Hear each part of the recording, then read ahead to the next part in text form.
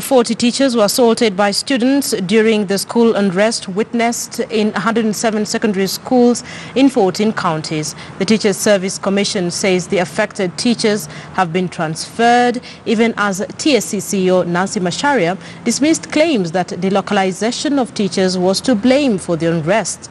This emerged Thursday when various education stakeholders appeared before the parliamentary committee probing school unrest.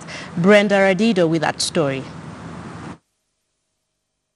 These were the scenes that had become familiar in 107 schools affected by unrest: destruction of property by stoning of windows, burning of dormitories and refusal by students to attend classes.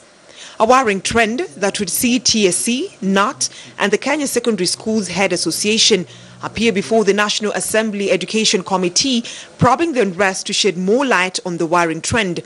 There should be thorough investigation on arson cases by the CID to establish the extent of planning, the level of organization, and pattern of coordination involved. Till I get those reports, there is no way I can tell whether teachers were involved or not. Much of the unrest stem up from change in rules.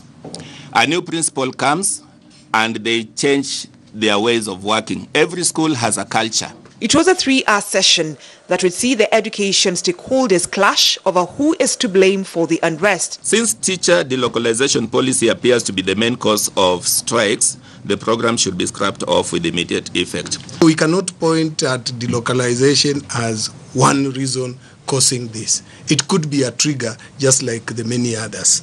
And we have already proposed to the Teacher Service Commission on how this delocalization could be done that gives it a face, a human face, and a satisfaction. A report by TSC shows that out of the 1,065 schools that have experienced unrest, 90 have new principals as a result of delocalization.